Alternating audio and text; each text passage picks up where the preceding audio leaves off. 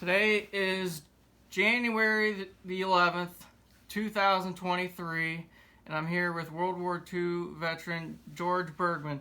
George, were you drafted or did you enlist? I enlisted. And what year was that? January the 12th, 1945. Oh, so tomorrow would have been... Yeah, my enlistment date, yeah. Wow, that's really interesting. Yeah. So where did you go for basic training?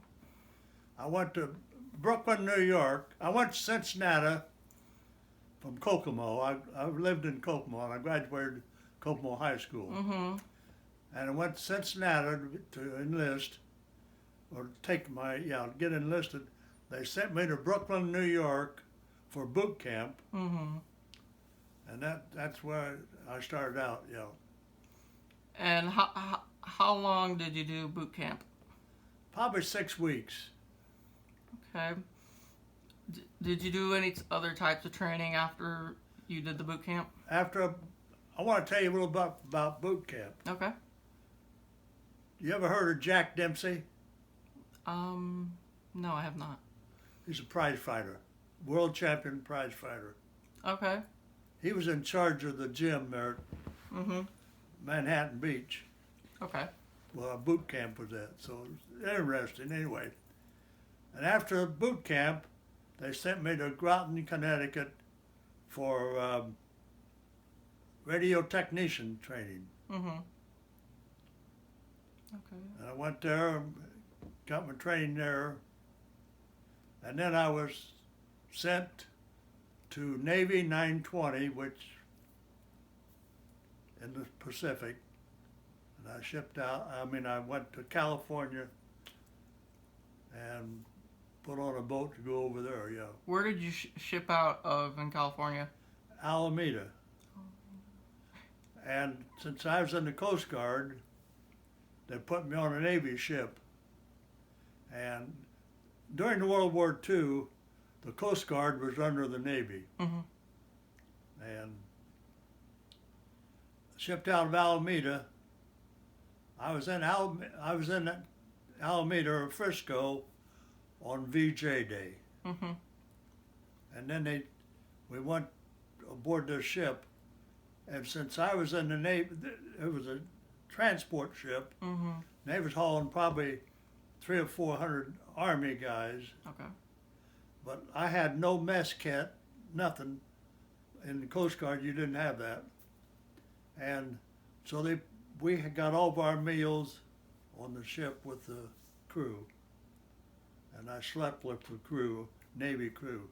And the others went down below in the hold, which is not comfortable. When you went overseas, did you ever get seasick? No. How long did it take you to go overseas from your ship? We went from Alameda to Pearl Harbor. We stopped in Pearl Harbor. And I don't know how many days it took. And then went on down to the Philippines. Mm-hmm. Navy 920 is where I was going. We went to the Philippines and went to Tacloban Leyte. Mm-hmm. I got in there on a Saturday, went to a receiving station, Mm-hmm. and to get assigned a ship. And I asked somebody there at the receiving station, is there any other Coast Guard here? I had two brothers in the Coast Guard, and one of them was on an LST, gunner's mate on LST, and he was in the Philippines. It had the same address I did, Navy 920. So they said, well, there's a Coast Guard ship. All these islands are small islands. Yes. And Coast Guard, and they went over. I said, there's a Coast Guard ship over there. I thought, well, Sunday morning when I get up, I'll go see if I can find, maybe he's over there. I don't know. A big chance, Mm-hmm. or small chance. I slept in on Sunday morning, and a couple of my friends got up before me, and they went over there, and he was over there, and they brought him over. He woke me up over in the Philippines, which is unusual, you know. Yeah. Yeah. Okay. So what was your ship called was it just called AOG 26 USS Chiwaukum. Yeah. Chiwaukum.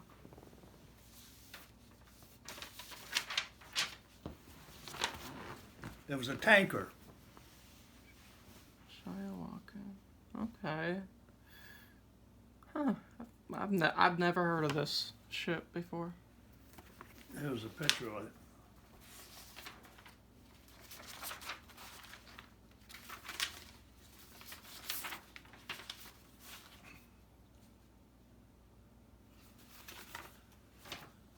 The top one right there. Huh. That's pretty cool. We had 45 men and 5 officers aboard that ship. Okay. I had my training as a radio technician, but they needed an electrician mate aboard the ship Mm-hmm. to replace one that had his points. Yes. They asked if I would transfer from radio technician to electrician mate, and I said it didn't bother me. So I went aboard as electrician. Mm-hmm. And my duties were putting generators online. When they needed power, they'd put another generator on, and they had to put it on the board. Also, they had a gyro compass. The master compass was in my room down in the office. Mm-hmm. So that's how I got aboard it. Yeah.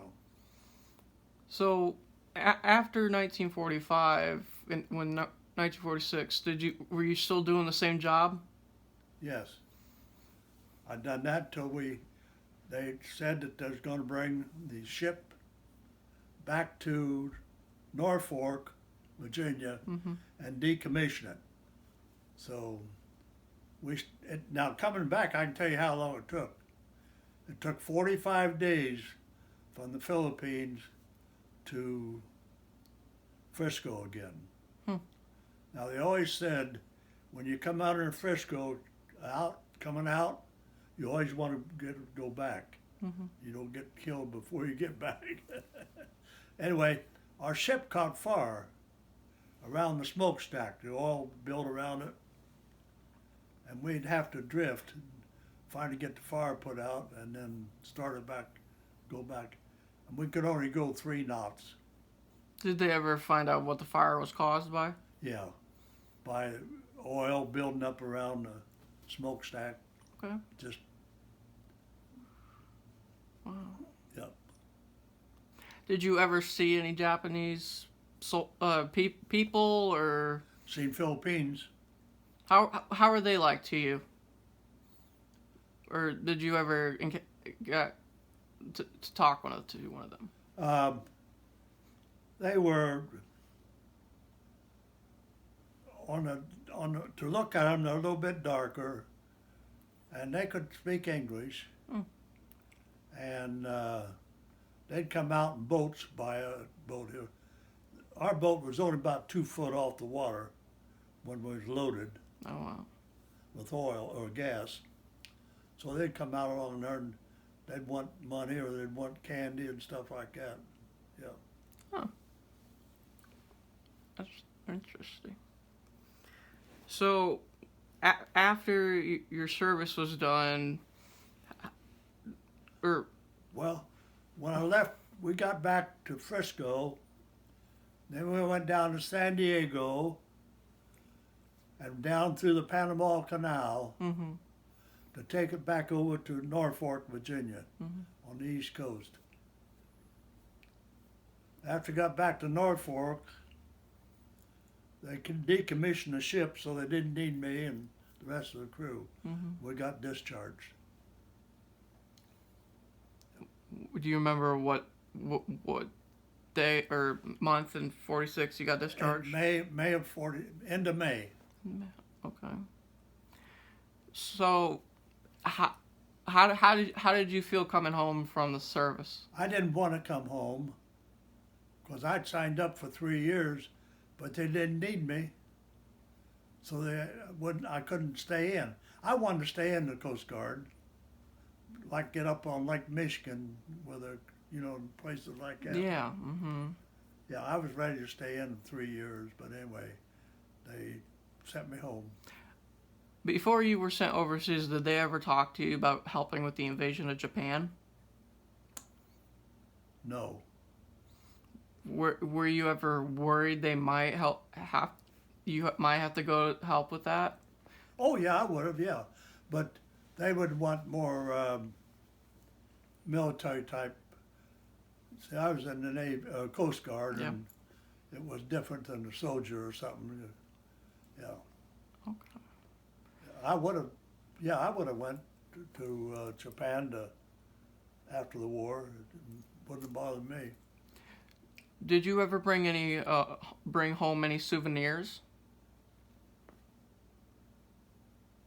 I don't think I did.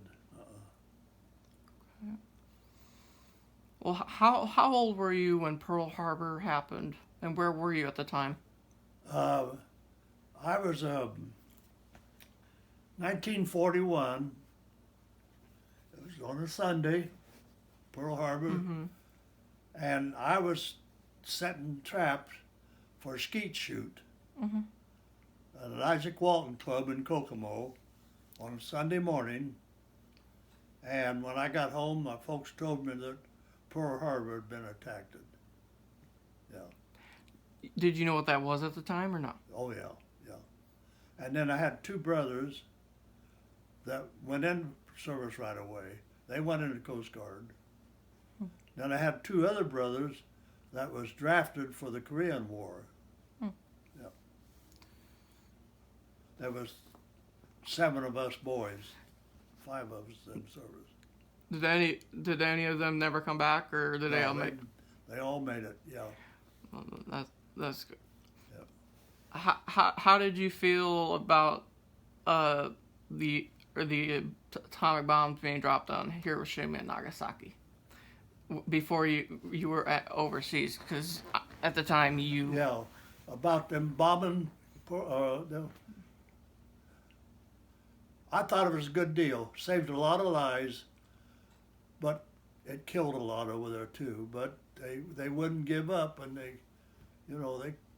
bombed Pearl Harbor, killed a lot of innocent people there. Yeah, from all the information I know of, if they didn't drop the bombs, we would have lost about 4 million soldiers going into Japan. Yeah. Because they would have not stopped. They would never surrender if they defended their homeland. That's what I know of. So, talking about your service, how does it make you feel? I enjoyed it, and I was proud of it. Yeah. Yeah. And I wear a cap, Mm-hmm. World War II cap, and I tell everybody, I'm not, why do you wear that all the time? I want to look, when I look, people look at me, they see an old soldier, an old veteran.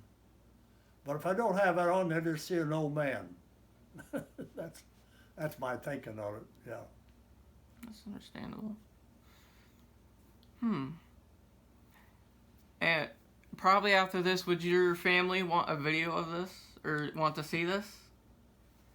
I don't know. I don't have any family. I got family. There was 11 of us kids, Mm-hmm. and I'm the last one. They're all gone. Oh, wow. Yeah. You don't have any, grandkids or... No, I no grandkids. I got a daughter and a son. Yeah. Okay. Yeah. Did you ever go on the honor flight to Washington, D.C.? Yes, I did. When did you go on that? I thought that was great. When did you go on that? Oh, probably about 4 years ago. Out of Lafayette. You enjoyed it a lot? Oh, yeah, yeah. Was that your first time ever to Washington, D.C.? No, I'd been in Washington, D.C. with my wife and kids, yeah, before. But it was good, and we had a good. I had trouble getting around. That's the only problem. Yeah, they push you around in a wheelchair. Well, they didn't, because I wouldn't let them. I tried to do it myself, and I didn't. Been better, but Yeah. that was really a nice flight. Well, that's good. I've been to DC once. It was interesting. Oh yeah. The problem I didn't like was my feet because I had plantar fasciitis. What's that? Plantar fasciitis. It's the bottom of your feet. If you walk too much, it hurts. Oh yeah, sure it does. Oh, it killed me in DC. Yeah. But How old was you when you done that? 12. 12? I started when I was 12. Okay.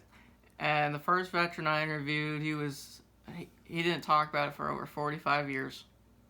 He was in the tanks, a 1st Armored Division, North Africa and Italy. He was going after Erwin Rommel. He's still alive today. He's 104. 104. The oldest veteran I've interviewed is 107. Now, what was this 104? He used to live in Bremen, Okay. but he lives in Wakarusa now after his wife died. Yeah. He's a great guy. He is. And then I've interviewed 2 Pearl Harbor survivors. I mean, there's none left in Indiana. The last one just died in October. He was a great friend of mine. Who's that? His name was Jim DeWitt. Where did he live at? Culver, Culver, okay. which is about 25 minutes from me. He was the last Pearl Harbor survivor of Indiana, and he was the last living survivor of his ship. Huh. The crazy fact I can tell you about his ship was his ship started the war. What I mean by that is his ship spotted one of the 5 Japanese midget submarines that morning. Huh. So his ship started the war. Yeah. But the thing about it that made him upset, and this makes me upset, is they're not getting credit. Huh? His ship's not getting the credit. Oh, yeah. The destroyer of the Ward, USS Ward, dropped the depth charges on it after his ship was called the USS Antares, and the Ward dropped depth charges and they destroyed it. They're giving the Ward all the credit. They saw it first, and yes, they fired the first shots, but they didn't see it first. So, when he passed away, I promised him I would get his ship recognized, because his ship needs to be recognized. Well, I don't think I have any more questions. Thank you, George, for taking. Oh, that's fine.